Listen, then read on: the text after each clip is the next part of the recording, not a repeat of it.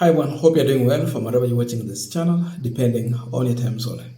Now, the leaders from opposition agreed to launch a united opposition campaign in this country, and they had several tours in other areas.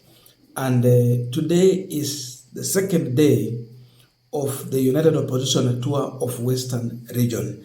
That is Kalonzo Matiang'I Wamalwa. We're talking about Gachagwa. We're talking about Fred Matiang'I. There is Natembea, a big team. And today they were in the two counties. We're talking about Bungoma and Trans Nzoia. Hizi ziko sasa huko kwa Bukusu. Ukishatoka Kakamega unaingia huko. That is now where we are having the campaign. And the sad thing, after the incident of blocking the road in Kakamega, we have had a situation in Kimilili, that is Bungoma County, where the convoy of opposition leader was pelted with stones by Goons targeting Gachagwa, Kalonzo, Eugene, and the entire team.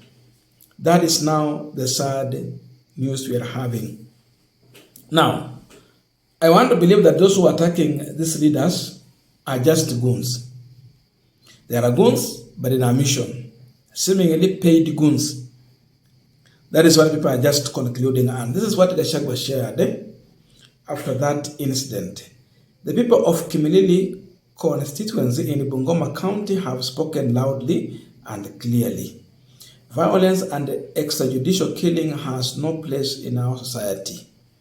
Governments that thrive on violence are short-lived and lack legitimacy. Leaders who resort to brutality and suppression undermine the very foundation of good governance and true democracy. We must call out such actions wherever they occur and stand firm against them. Peace, justice, and respect for human rights are the pillar of a progressive society. The people of Kimilili are united in their demand for accountable leadership, an end to corruption, and governance rooted in transparency and the rule of law. That is the message from Rigathi Gachagua. But imagine, despite that scenario of pelting stones at this vehicle, still these leaders were able to calm the situation and continue with their campaign trail. After ile vurugu yote, bado wao viongozi walipata nafasi ya kuongea na wananchi kule Kimilili. Haya, wapi makofi ya mheshimiwa Natembea? Wapi makofi ya mheshimiwa? Ngoja kidogo. Mnajua mheshimiwa Fred Matiang'I? Wapi makofi ya mheshimiwa Muturi? Wapi makofi ya mheshimiwa Muhisa Kitui? Na tuko hapa ndani na mheshimiwa Rigiji.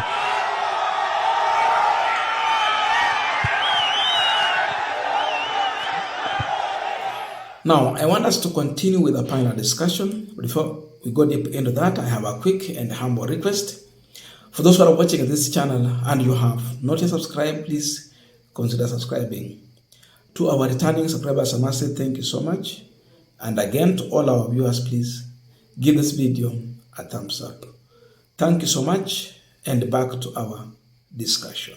Now, we were looking at the scenario in Kakamega that happened yesterday, and I told you in that video that anything that will happen to these leaders, like you are blocking the road, then stoning them, the blame will go to the leaders who come from Western region. And I told you the scenario in Kakamega, there's no way you can delink Mudavadi from that. Because when Mudavadi gets out to maybe Mount Kenya or the Lower Eastern, there will be that talk about the treatment that Kalonzo and Gachagwa were subjected to in the Western region. Uwezi tarajia ya kwamba Gachagwa akuja Western apigwe mawe, alafu Mudavadi aende Mount Kenya ama Lower Eastern akaribishwa kwa shangwe. No, it can't happen that way. So for me, I see another setup for Wetangula. In this other side, we can blame David. Now, the one that happens in the Bungoma and Trans Nzoia, it's very easy to link it to Wetangula and put a blame right at his doorstep. That you are the leader from this area. If this is what leaders who come to your area are treated to, then it means you must have information, or you are the organizer of all this. For RUTO, there's nothing there for him. Of course, it works positive for him that so and so was rejected in this area. That means I am largely accepted. But what about Wetangula? What about Wetangula? Because, when you come to Western, you are literally countering, first of all, the leaders from Western region who are supporting this regime. Kabla useme RUTO must go and one term. You're talking about the leaders in the area who support that person that is saying he must go. So look at that scenario. Hapo sasa ndio tuko. Above all, we can still link it to the president, that is State House, that they are feeling uncomfortable after realizing that the united opposition has an audience. Imagine when you are a leader like William Ruto, before you get to Western region, you organize very well. Handouts are being shared, given out. So there is ferrying of people to your event. You are literally using a lot of resources to mobilize an audience to address. Then you have your opponent who just need to fuel their vehicle.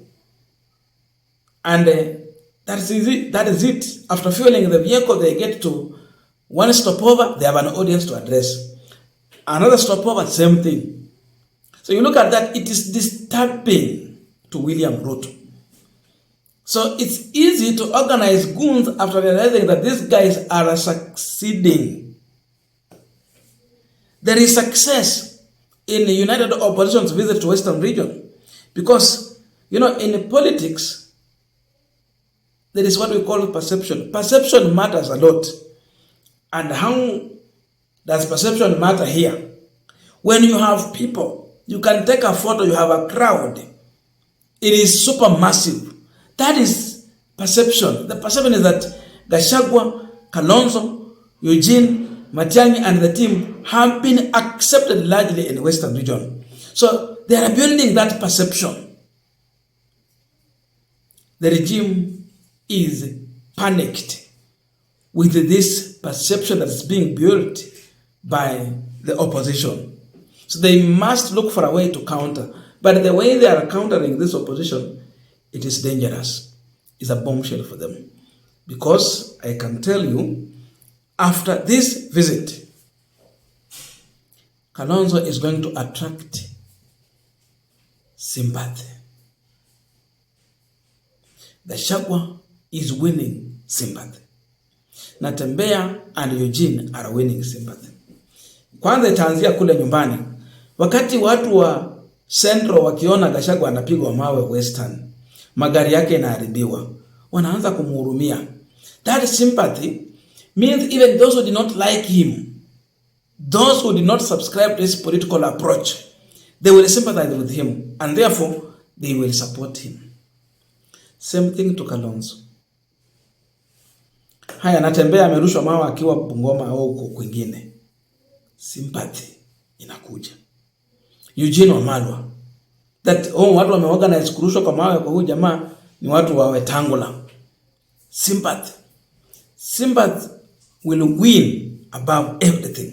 So instead of finishing Gachagwa or Kalonzo or whoever, you are building them politically. After hiyo sympathy ya kutoka kule kwenyu, urudi hata hapa mahali penye ulikuwa. Kwani this was a crowd. If this crowd was against these guys, wangewamaliza because they are many. They were not against the united opposition. That's why they were able to calm the situation and address their audience. Sympathy. Hapa tu Western, sympathy iko kwa hawa jamaa. Just because there were stones, their vehicles were destroyed. Sympathy. So tell me how Ruto is winning in this. And I've seen people are saying that Kimilili, member of parliament, who actually want to become the Bungoma governor, Didmus Baraza, in one way or another, he was involved in organizing this attack. Now, these are just allegations. It's just allegations, but that is what the majority of people are now saying. So, Baraza should also look at that. You want to be a governor who is organizing goons to attack your opponents, or you look for a political approach that is friendly and convincing to counter your opponents. He must rethink about that. So, for those who think that the opposition is failing in Western, then they use goonism approach. They must know that opposition is winning. I don't know your views, but please let us know in the comment section to continue with this discussion. Thank you so much, and I'll see you in our next video.